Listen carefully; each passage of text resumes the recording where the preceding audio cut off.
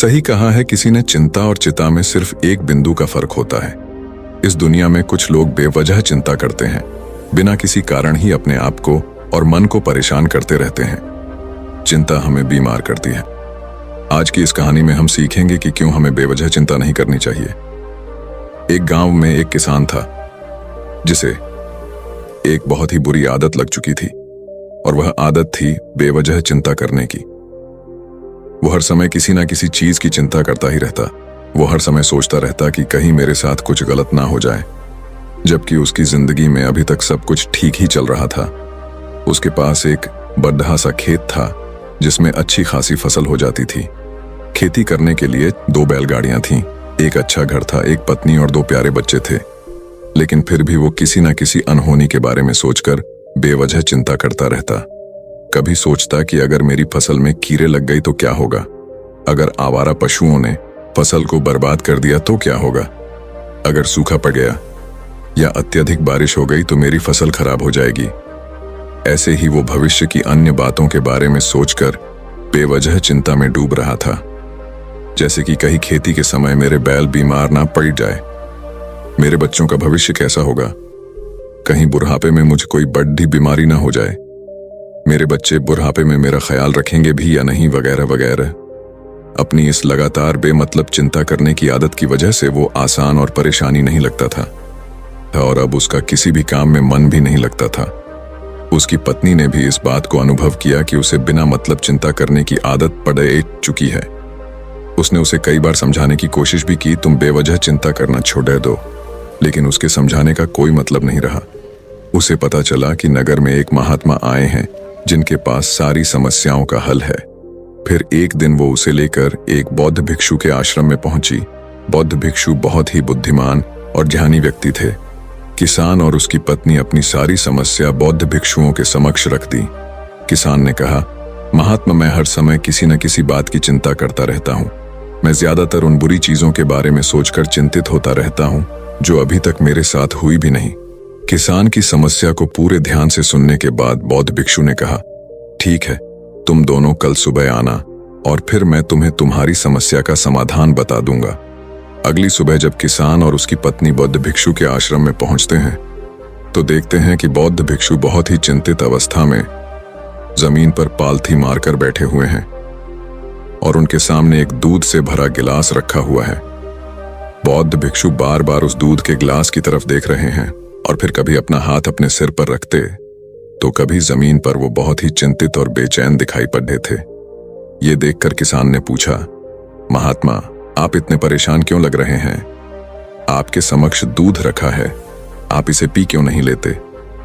महात्मा बोले, मुझे चिंता हो रही है कि कहीं इस दूध को बिल्ली ना पी जाए या फिर मैं कहीं जाऊं और तो क्या पता या दूध कहीं गिर जाए।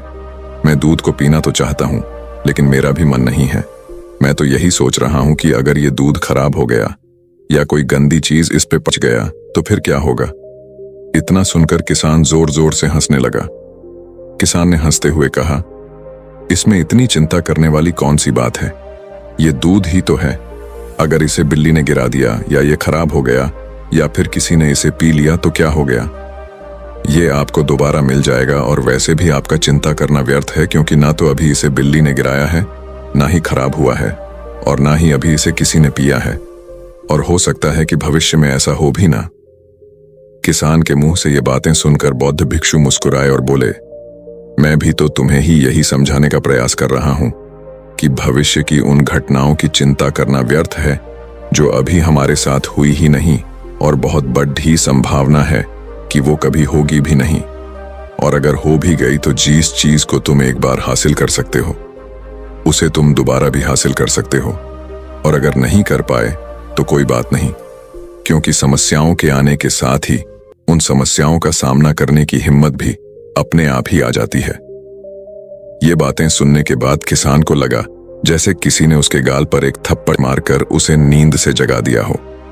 उसे महसूस हुआ कि वो भी तो यही गलती कर रहा है, वो भी तो भविष्य की उन घटनाओं के बारे में सोचकर चिंतित हो रहा है जो अभी तक घटी ही नहीं और शायद कभी घटेगी नहीं। वो और फिर बौद्ध भिक्षु के चरणों में गिर पड़ा और कहने लगा, इतनी आसान में मुझे मेरी गलती का एहसास करवाने के लिए आपका बहुत बहुत धन्यवाद और मैं आज से पूरा प्रयास करूंगा। मैं बेवजह चिंता करना बंद कर दूंगा।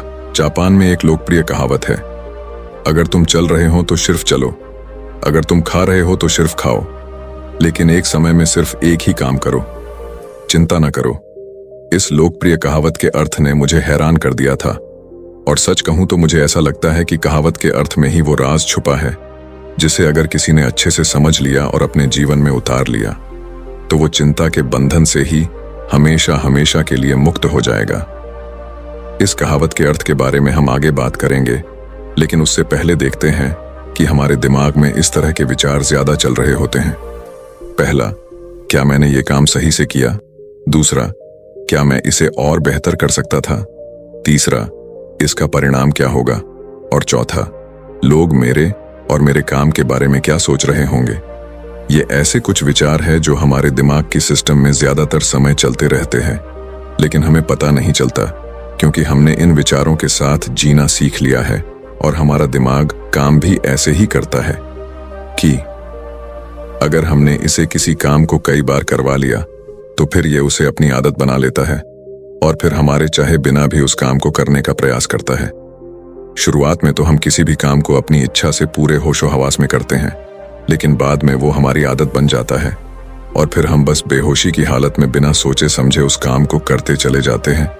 जब एक बच्चा छोटा होता है तब उसे पता नहीं होता कि चिंता क्या है, लेकिन जैसे ही वो बड़ा होता है माँ बाप कहना शुरू कर देते हैं, बेटे आपको होमवर्क करना है, आपको उसकी चिंता नहीं हो रही, आपके एग्जाम आने वाले हैं, आपको उसकी चिंता करनी चाहिए। और ऐसे ही न जाने कितनी सारी चीजों के लिए बच्चों के आसपास के लोग उसे चिंता करने के लिए कहते हैं और वो छोटा बच्चा इस बात को मान लेता है। ये अच्छा, किसी भी काम को करने के लिए हमें उसकी चिंता करनी पड़ती है और फिर वो भी किसी काम की घटना के बारे में बार बार सोचने लगता है। शुरुआत में तो वो ये काम जानबूझकर करता है, लेकिन धीरे धीरे उसका मन इसे अपनी आदत बना लेता है और फिर ना चाहते हुए भी उसका मन एक ही विचार के बारे में बार बार सोचता रहता है और फिर वो अपनी पूरी जिंदगी चिंता के इस जाल में फंस कर रह जाता है। लेकिन अब प्रश्न ये उठता है कि इसका समाधान क्या है? तो इसका समाधान है ऊपर बताई गई जिन कहावत का अर्थ यानी जागरूकता। हमें अपने विचारों के प्रति जागरूक होना पड़ेगा। हमें थोड़ी देर रुककर इस बात पर ध्यान देना होगा कि कहीं हम ना चाहते हुए भी एक ही घटना के बारे में तो बार बार नहीं सोच रहे हैं। हमें पूरी जागरूकता के साथ ये देखने का प्रयास करना होगा कि पूरे दिन हमारे अंदर इस तरह के विचार उठते रहते हैं। अब आप पूछ सकते हैं, केवल जागरूकता क्या करेगी? मैं कहता हूं यह काफी है। ये मन को शांत करने के लिए पर्याप्त है, मन को अपने स्वभाव का एहसास कराने के लिए पर्याप्त है और जीवन में जागरूकता लाने का सबसे आसान तरीका है ध्यान करना। ध्यान करने के दौरान अपने विचारों पर ध्यान देना, और जब आप पूरी जागरूकता के साथ अपने विचारों पर ध्यान देना शुरू कर देंगे तब आप पाएंगे कि आपके मन में चलने वाले गैर जरूरी विचार एक एक करके अपने आप ही गायब होना शुरू हो जाएंगे और फिर आप एक आनंदित और शांत जीवन अनुभव कर पाएंगे। बाकी अगर ये कहानी आपको अच्छी लगी हो तो इस वीडियो को लाइक करें